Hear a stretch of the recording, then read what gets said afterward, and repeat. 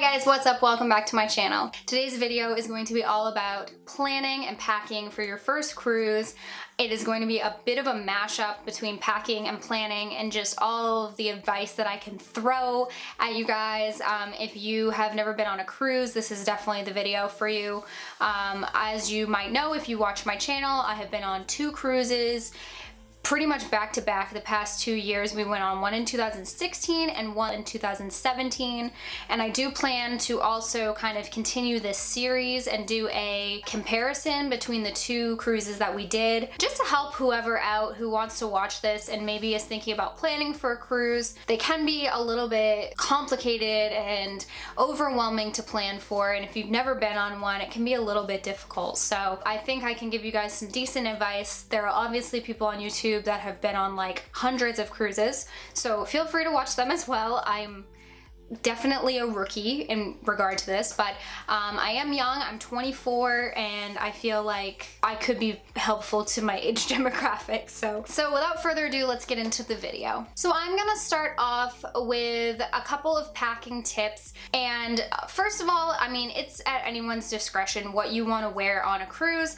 So in regard for daytime, something that I've kind of learned is that if you are like me and you enjoy sitting on the beach, or you want to sit by the pool on sea days and spend your time kind of like swimming or by the ocean or whatever, you're definitely going to want to focus more on just bringing bathing suits and something to wear over them versus needing outfits for daily wear. A huge mistake that I made on our first cruise together, which was a 7-day, is that I brought a different outfit for every single day, for day wear and for evening wear. So I had 14 different outfits that I brought with me, which was way too much. Way too much clothes. What actually ended up happening was that we went to the Bahamas, we went to St. Thomas, and we went to St. Martin, and we spent most of our time on the beach at every single island. And so we would spend the entire day there, we would come back onto the ship, and instead of putting on my day wear clothes, I would go straight into my dinner attire because it would be 5 o'clock.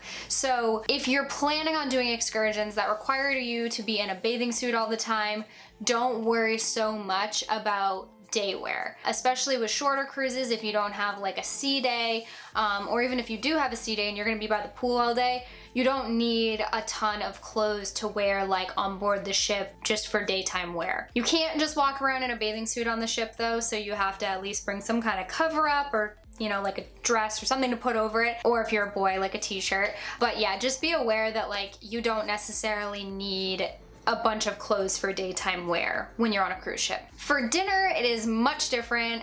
You are on a luxury cruise ship, so definitely plan to dress somewhat nice. Most cruise ships do have a dress code for dinner, especially for men. You can't wear shorts. I don't believe you can wear flip-flops. This is just Royal Caribbean's kind of dress code. I don't know for other cruises what it is. People will show up wearing those things, but it is definitely frowned upon to dress like that at night for dinner. You're gonna want to wear, like, if you're a man, you're gonna want to wear like chinos or slacks and like decently nice shoes. Brandon would wear boat shoes or loafers, or even like his nice kind of nicer sneakers that he has that are really clean. You're gonna want to dress like decently nice. In regard to like short sleeve versus long sleeve shirts for men, I don't think it really matters. I think you can just get away with it as long as it's not ripped or like, you know, a graphic t-shirt or something. I think you're fine. And then for women, most of the time I would wear maxi dresses, sundresses, rompers, you know, just very cute evening attire. I would just focus on like looking really presentable.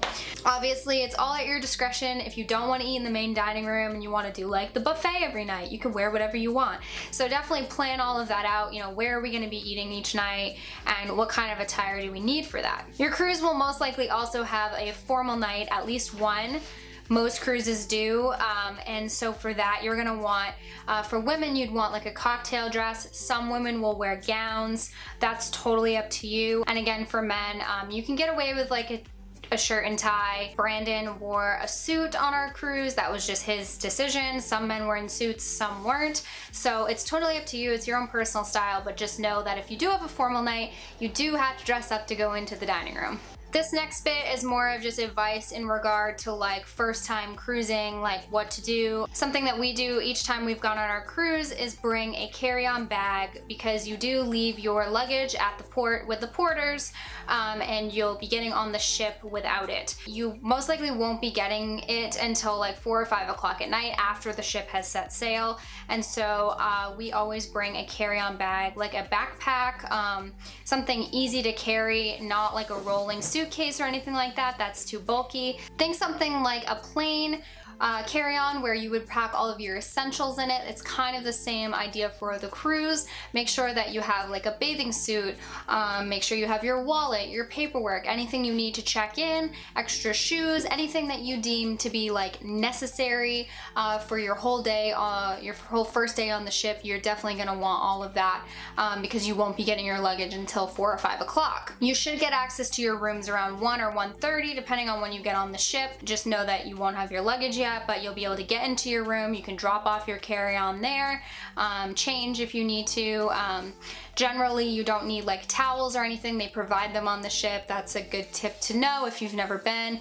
But yeah, all of that is like kind of essential to know on that first day, and if you don't know it, it can be a little bit tough. I also highly suggest on your first day on the ship, take a little explore around the ship. Just be aware of where everything is, and the buffet is normally open on the first day. If you're on Royal Caribbean, it is called the Windjammer, and people will direct you there. You're able to eat when you first get on, and the first day is honestly kind of cool because you are docked all day until like 4 o'clock at night, and so you can just hang out by the pool. Everything is open. It's like almost like a sea day if you don't have a sea day, and I highly suggest just taking that whole day to familiarize yourself with the boat and just relax, because most likely you've been up and traveling around the past like day or two, and like you're probably gonna be tired, and it's just such a great day to just relax and do whatever. Getting to the port early is also super important. We generally try to get there about 11. We are gold members with Royal Caribbean, and so we do have priority boarding, but generally from my previous experiences, they do start boarding the ship earlier than they lead on. I think they normally tell people to get to port around like 12 or 1. We get there at like 11, 11:30, and we're normally on the ship by noon. It's much faster to do it this way, and you get ample time on the ship for the course of the day. So it's actually really nice to do that. That's just like a little tip that we've learned. Another thing on the first day that you might want to do is take anti-seasickness medication. I take Bonine before we get on the ship so that by the time we set sail, it is fully kicked in. Even if you have been on boats before and you don't think you're gonna get motion sick, you'd be very surprised, because I honestly have never gotten motion sick like that before, and on our first cruise that we did together, I was terribly motion sick for the first 2 days, and then I finally took Bonine and I felt so much better. Brandon doesn't normally get motion sick either, but he takes it as a precaution. It really doesn't hurt anything to take it, so I highly suggest taking something like that. You can find it at Walmart, you can find it at Hannaford, you can find it at Rite Aid. Anywhere you look, I'm pretty sure they'll have it. There's all kinds of different ones. You can get like patches or chewable tablets, which is what I do. On the first day, you'll also have a muster drill, which is basically just showing you where you would go in the event of an emergency, and it's required that everybody participate, and they normally do it about an hour before you set sail. It is a huge hassle and pain, but I have always done them just because I feel like if I don't, I'm gonna get in trouble with the cruise line. Brandon, I think in the past, has said that they just stayed in their room, but you are supposed to go and do it, and just be aware that that's gonna happen. And they do shut down all of the bars and everything, so you can't really do anything anyway, so you kind of have to do it. And then afterward, I highly suggest going to the set sail party, which is on the top deck, and what they do is they always have like specialty drinks and things, and you can watch the ship leave the port. It's really fun. There's all kinds of fun music, and it's just a really good time.